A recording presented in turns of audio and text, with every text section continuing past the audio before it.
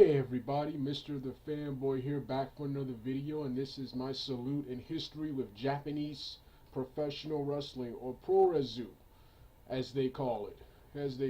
Of course, I first got into Japanese wrestling in the early to mid 2000s, but my first introduction to Japanese professional wrestling was actually with the Aki PlayStation and N64 video games. The very first one I played was WCW versus the World. WCW versus the World, and while that game had established stars that I was familiar with, such as Chris Benoit, Eddie Guerrero, Hulk Hogan, Sting, Lex Luger, Ric Flair, the Steiner Brothers, Dean Malenko, Ultimo Dragon. They had those guys, the familiar WCW stars. However, they also had a bunch of made up characters. But the made up characters, as I would learn in the early 2000s, the made up characters were characters with were real wrestlers, but they had their names switched around. They had their names changed for copyright issues, such as one character called Major Tom was Terry Funk, and I knew it was Terry Funk. The character sprite had the same outfit as Terry Funk and the same moves as Terry Funk. Terry Funk. There was another guy named Giant Stallone, who was the late Giant Baba, the popular wrestler who I think created All Japan Pro Wrestling. And then they had um Lee Masquerade, who was the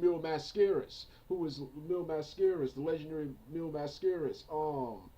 Then of course they had so like I said, then of course they had the late Hayabusa in that game, except he was Habanero. They had Black Ninja, who was Great Sasuke. They had a guy named Black Belt, who was Taka Michinoku. They also had Thunderdome, who was Baz Rutten, a guy named Sherlock, who was Shamrock, a guy named Momo, who was Nobuku Takeda.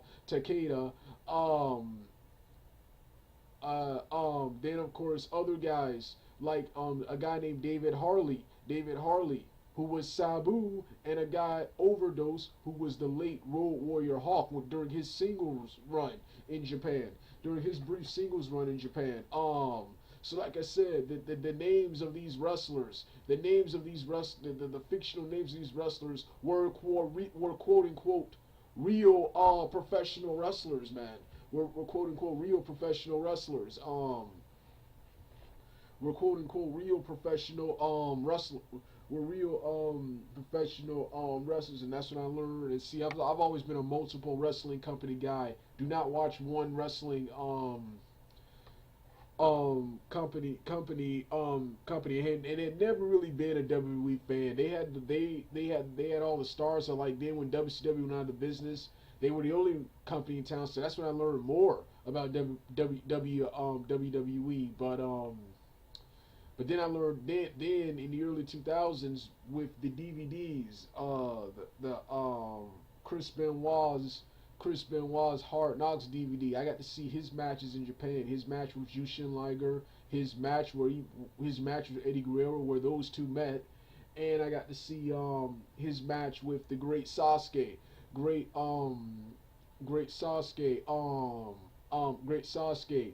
Then of course thanks to various streaming sites, I got to download and watch more awesome matches from New Japan. Then I had a magazine called PWI, which covered more from New Japan. New Japan in the 2000s, where Brock Lesnar, my opinion, some of Brock Lesnar's best work was in Japanese wrestling. I love the red attire he had, and I love the F5 maneuver he had. He called it the Verdict. He changed it to the Verdict. I like how they resurrected Albert's career. A-Train Albert's career, made him Giant Brute Bernard. Then of course um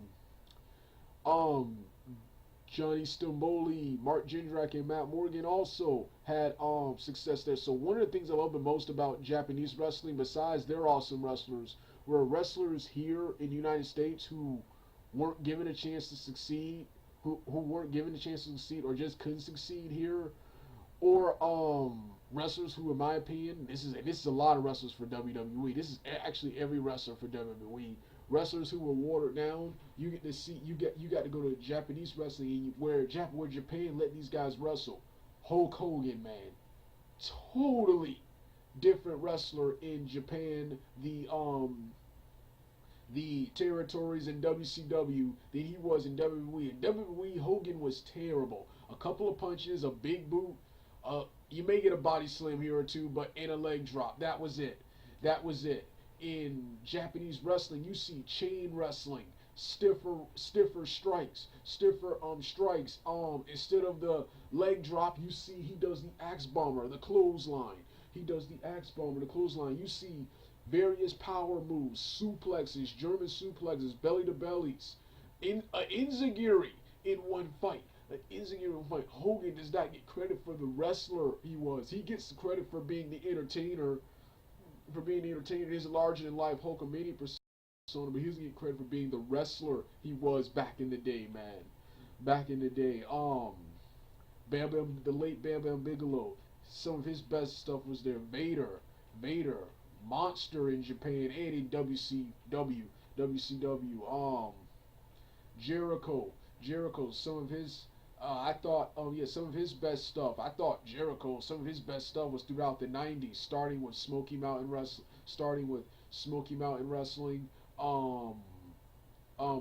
New Japan, wrestling and romance, the other promotion he had, ECW, WCW. I thought that was some of his best, Jericho's best work in terms of wrestling and character. Dean Malenko, seeing his stuff there. William Regal, Owen Hart. They've toured Japan too. Wrestler I like, the late great Renegade Rick Williams. He wrestled there as Leo, Lord of the Jungle, which I thought was a better character than his Ultimate Warrior ripoff gimmick. There's an awesome match between him and John Tenta that you can find on YouTube. Next is Perry Saturn. He toured Japan. So yeah, and one thing I love about Japan is the stiffness in comparison to American wrestling. The stiffness and intense fights. What I don't like about New Japan is their matches go on way too long, and unless you're gonna split those time limits up in round time like the CMLL Lucha Libre promotion does, because they have a product similar to boxing and MMA. Yeah, you don't like the matches to go on that. And then there's not a lot of selling and stuff, and sometimes just moves for the sake of doing moves. That's the only thing I like about New Japan is the wrestling, but I love the intense fighting, man. The intense fighting and samurai spirit, man. Samurai spirit, and of course, just like every promotion, the larger than life characters. So not only seeing gaijins like Chris Benoit, Eddie Guerrero, Terry Funk, Hulk Hogan, Brock Lesnar, Bob Sapp.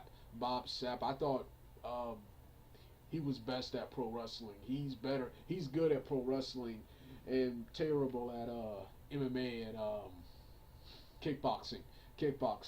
Um, and what's his name? So yeah, wrestlers, like I said, gaijins, as they call them, who did succeed somewhere else. They find success there in Japan. And I also love Japan for their partnership with other promotions. So then I got to see this awesome stuff, and see when I was younger, because of how realistic the fights look. I actually thought it was real. My favorite promotions besides New Japan were All Japan Pro Wrestling, Union, UWF, Union of Wrestling Federation, something like that. This was the first shoot fight organization, which will become a precursor to the modern day MMA promotion, Pride FC, with Nihibuki Takeda as their top star. The what you call it? What's his name? The what else? The Pro Wrestling Fujinami organization, the Rings organization, and of course the Pancrase organization, which Pancrase, this is the first real wrestling promotion, except it wasn't professional wrestling in the traditional sense with characters and storylines. No, no, this was old school. No fighting on the outside. No closed fists to the face. Closed fists to the body were illegal. Open palm strikes mixed with martial arts style kicks and knees. Martial arts style kicks and knees and wrestling. This is where Bas Rutten, Ken Shamrock, Frank Shamrock, and many more got their start. They would later use these skills in the UFC. Yeah. So yeah, this of course the hardcore promotion. They're the innovators of hardcore wrestling, the Frontier Martial Arts Wrestling Federation. Awesome promotion with, of course, the late Hayabusa as their top star. But you also saw the rise of other wrestlers like you saw the wrestlers like Anisha Onita, um, Masato Tanaka, and my boy Mike, the late Mike Awesome, man. Garrison, the late Garrison Cade also wrestled here. So yeah, Frontier Martial Arts Wrestling, and um then of course you also had what else? You had a independent promotion called Zero One, where a popular, well, actually he's not that popular, but a indie wrestler named Tom Howard, who is notable for training Kazarian, Joe, John Cena, and a lot of other wrestlers, was a top star here. So was the late Shinya Hashimoto and Samoa Joe. So his best work was here. Some of his best work here. This promotion really wasn't that. This promotion really wasn't that good. It was just a lame independent promotion, but it did have lots of awesome matches. It did have a revolutionary. It did have an awesome match between AJ Styles and Low Ki back in the early 2000s. Next was what else? What was the next promotion after this? What was the next promotion? Oh yes, then the legendary. Oh yes, Pro Wrestling Noah. Pro Wrestling Noah, I think, which was an offshoot of All Japan Pro Wrestling, and now it's one of the biggest. Now, along with New Japan is the biggest promotion. Is the biggest promotion in the world. All Japan Pro Wrestling and New Japan used to be the biggest in the world, but recent events have crippled All Japan Pro Wrestling's dominance, and now they're really insignificant. They're really insignificant now. But I love All Japan Pro Wrestling. I actually thought they were always the better of the two. They had more intense. They had more intense and more realistic looking fights, and they had awesome wrestlers like the late Akira Tau. No, he's still alive. The late Jumbo Saruta. That's the one that's dead. Jumbo Saruta, Mitsuawa, and of course the original Kenta Kobashi. The original Kenta Kobashi, who in my opinion, he really wasn't that good.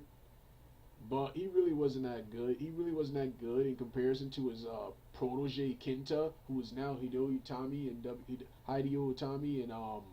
WWE. But he was a personality. He was a personality. He paved it. He was the protege of. He was the mentor of the current Kenta. But I thought his mentor Kenta was way better than he was. Was way better than he was. This guy was just a bodybuilder and an amateur wrestler, in my opinion.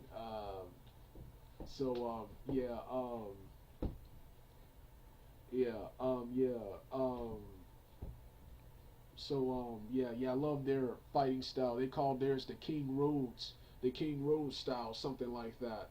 Um, yeah. So Great Muta, when he left New Japan, he ditched the crappy Muta gimmick, the overrated Muta gimmick, in my opinion, and wrestled under his real name. I always loved him as his actual self, Kaiji Muto, as his actual self. Um, Junichi Tenryu, who is a veteran of many promotions, later transferred to this promotion. So all Japan was cool. And then while they occasionally used the blue color scheme, I always signified them with the cool white color scheme. color scheme versus the the blue color scheme New Japan has. I always associate New Japan with the blue, even though they've had various color schemes. I always associated with the blue, and I always associated All Japan Pro Wrestling with the white, and Noah with the green. Noah with the green, and for some odd reason, I associate Frontier Martial Arts Wrestling with the red, with the red. So yeah, Mick Foley, he wrestled. So Mick Foley and he wrestled. Him and Terry Funk had. I remember hearing about this in Mick Foley's book, an actual death match. A friend, I didn't have the book. A friend of mine had the book. A friend, like I said, a friend of mine, he had the book, and he mentioned Mick Foley having a death match. And when I think death match, and my friend said Mick Foley said explosive, I'm thinking dynamite. No, it was firecrackers, man. That was kind of a disappointment. But I'm glad it wasn't dynamite because they would have been dead. But that just wasn't believable. But see, yeah, as a teenager, I was a huge fan of Japanese wrestling. In the 2010s, when it really became at the end of 2010s, when the TNA wrestlers like Kurt Angle, AJ Styles, he had a phenomenal match with Tanahashi. When they stopped appearing, I kind of lost interest. Which is when it really started becoming really good. But it was during this period where I sort of lost interest in Japanese professional wrestling. This is by this time I learned that all wrestling was worked. All professional wrestling was work. Prior to that, I actually believe only WWE was fake. I actually believe TNA was real up until AJ Styles, up until in one interview Samoa Joe mentioned AJ Styles and Daniels as one of his friends after he tried to injure Daniels' career and bloody AJ Styles up. It was also Monty Brown who once described Jeff Jarrett as his best friend when the storyline had Monty Brown teaming up with Jeff Jarrett because they were both bitter towards TNA management. And of course, Jeff Jarrett was teaming up with him to keep Monty Brown away from his title. Next was, and of course, the next one was Kurt Angle during his MMA feud with Joe. Where Kurt Angle on screen tried to beat Joe and put him out of TNA. But Kurt Angle said in another interview now he's holding people down and it's time for Joe to get his run with the belt. But that was completely different from what he said on television. So by that point, and of course I thought indie wrestling was real until I discovered social networking websites and watched more MMA and the late Kimbo Slice's street fights, especially the one with Sean Gannon. Wrestlers on television are portrayed without protective gear are being portrayed to wrestle 20 to almost 40 to 60-minute matches with no protective gear non-stop, no round times, no rounds or anything, non-stop. They're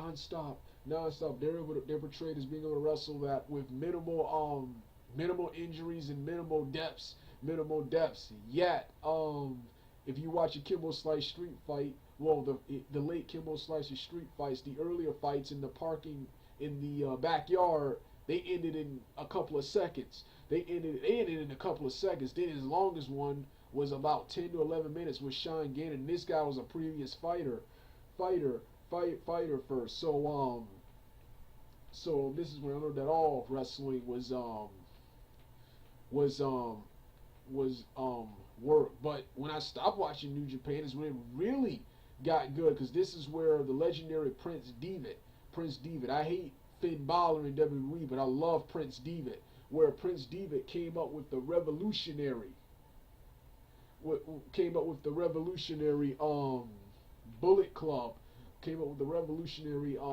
Bullet Club.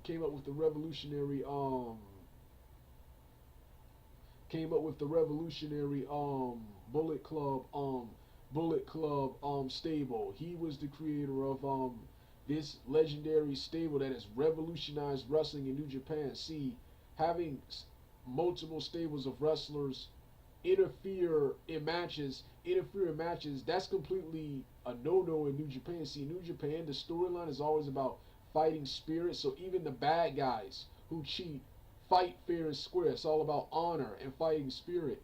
So even the bad guys who cheat fight fair and square. But you have the Bullet Clubs doing all the stuff that are associated with American wrestling, distracting the referee, having multiple wrestlers interfere in the matches, and doing various heelish techniques, which is widely considered new to Japanese's audience. Pretty much introducing a lot of the stuff, a lot of the cliches here in America and everywhere else to Japanese audiences, So yeah, and now New Japan now, in my opinion, is better than it's ever been in the past. With not only you have the entire Ring of Honor, almost half of the Ring of Honor wrestler there, ranging from Cheeseburger, ACH, Red Dragon, the Briscoes, the Young Bucks, Adam Page, Adam Cole. You also have awesome Japanese wrestlers like Okada, Hiroshi Tanahashi, Tomohiro Ishii, other foreign wrestlers, including the Guerrillas of Warfare, Tama Tonga and Tonga Roa,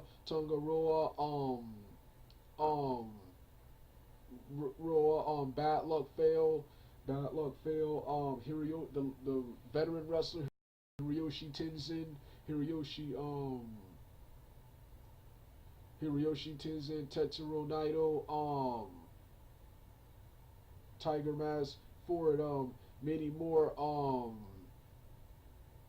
So yeah, not only do you have that with Okada and Tanahashi, in my opinion, have been the best faces of Japanese wrestling, even better than legendary Japanese faces of Japanese wrestling, such as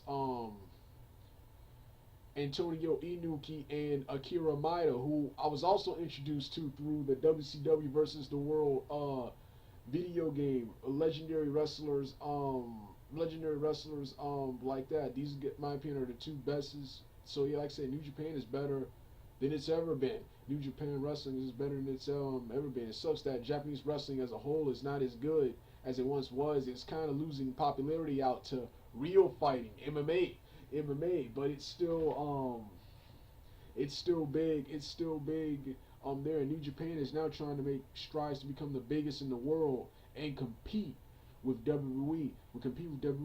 That's cool. That's great if they're competing with WWE. I would love to see them take out WWE and take their spot as one of the top promotions in the world. See, WWE, that is terrible. That's, in my opinion, that is terrible. New Japan, CMLL, the AAA promotion, and the British wrestling promotions, they deserve to be the biggest in the world, man. They should be the biggest. They should be what's representing pro wrestling. They represent pro wrestling the way it should be.